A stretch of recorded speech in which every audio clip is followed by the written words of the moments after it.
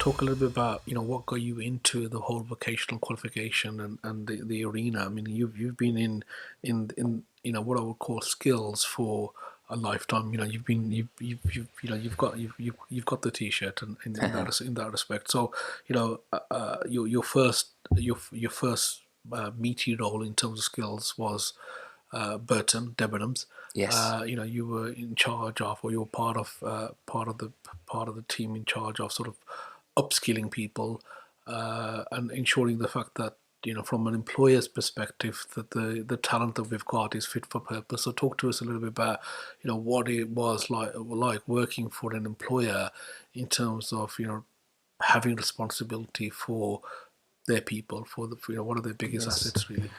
Of And cour- just go through that journey if you do, if you yeah, if you no, can. of course. So when I hit 15, I decided that I wanted to move away from school. I'd had enough of it. And I had a circle of friends that were a lot older than me, and they'd got jobs and were earning money, and I was a little bit jealous of that. But with very little guidance, I decided I'm going to leave school and get a job. And it was as simple, Saf, as walking down Walsall town centre, and Walsall town centre was quite an impressive place then.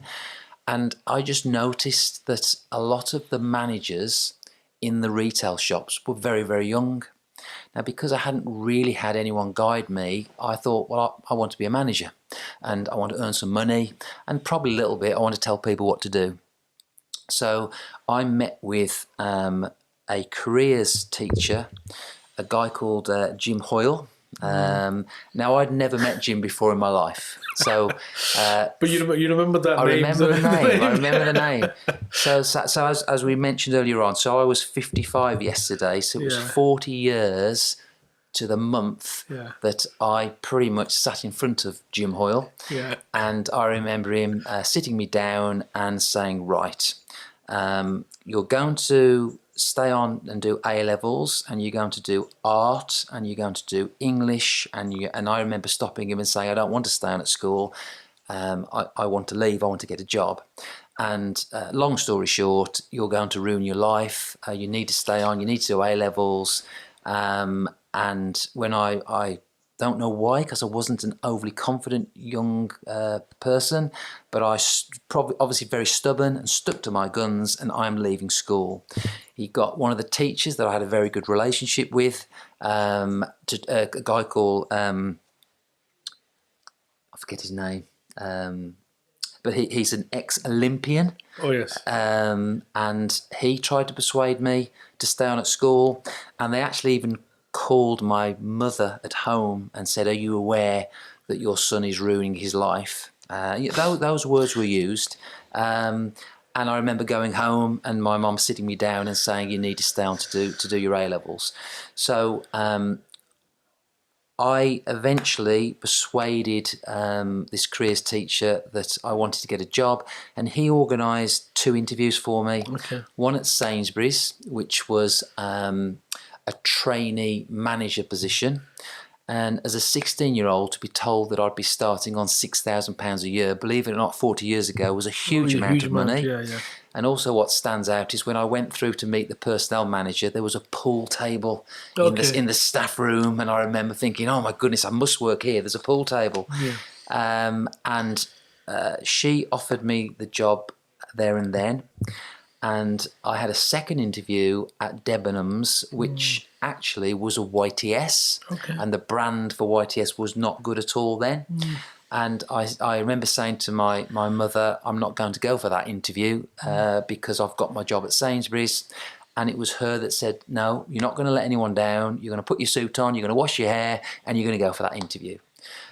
So I went thinking I'm going to join Sainsbury's, and a gentleman called Danny McLeod that we might touch on later on interviewed me, and his enthusiasm, the career path he painted for me, the way that it was going to impact on my confidence, my skills, the opportunities to travel around the country, to meet different people, and I left that meeting, interview, saying, right, I'm going to join Debenhams.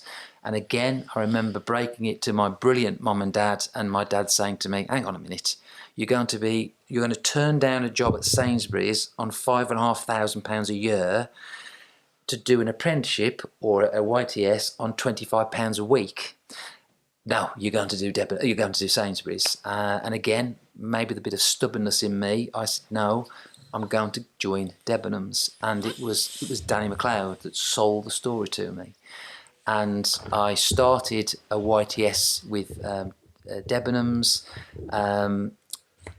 I very shortly was put on a Tomorrow's Young Manager programme. So they picked 16 individuals throughout the country that were on this Tomorrow's Young Manager programme.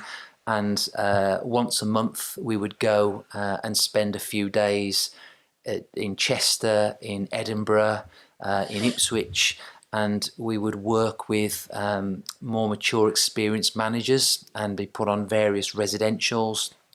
And I still believe that my business values, work ethic, still come from that. Let's call it an apprenticeship, because that's what it was. And as a coming up to an 18-year-old, I was asked whether I wanted to become a YTS coordinator, which was a little bit bizarre because I was telling 16 and 17-year-olds what to do, and I was 18. But I thoroughly enjoyed that, and that's when I started to see the impact. If you did this properly, you could have such a positive impact on people's lives. And to see people that had been told all through their life at school, their journey at school, you're not good enough, you're not clever, nothing will become of your life, and them to do an apprenticeship and to build their confidence, to get a qualification, to learn on the job, to get promotions, was just a great feeling for me. So I progressed from running the YTS programme in Walsall to look after Bury St Edmunds, Ipswich and Cambridge. And in fact, to this date, I still say to people, when I was at Cambridge, I don't mention them that it wasn't the university I'm talking about, it was Debenhams. And that was my starting my journey with apprenticeships, that I believed in it because I felt it had such an impact on my life. And it seemed to have lots of impact on other people's lives, even down to going to more mature members of staff and offering them to sit in on training sessions as well, whether that be digital, whether that be merchandising, whether that be customer service, and a group of people that felt that they'd missed out on getting these opportunities. These young people were coming in and were having so much time and effort spent on them, but nothing for us, to actually encourage that group of people to come in and learn and to set targets for them, and to see some of them get promotions. And probably that was instrumental in the personnel manager at Debenhams talking to the head of apprenticeships, or YTS as it was then, and say, I think you should do a bit more with Rob, and I think he can support other areas of the country to really enhance the YTS programme, and that's something that I really, really enjoyed. Canny Conversation Podcast Series 5 by Safaraz Ali.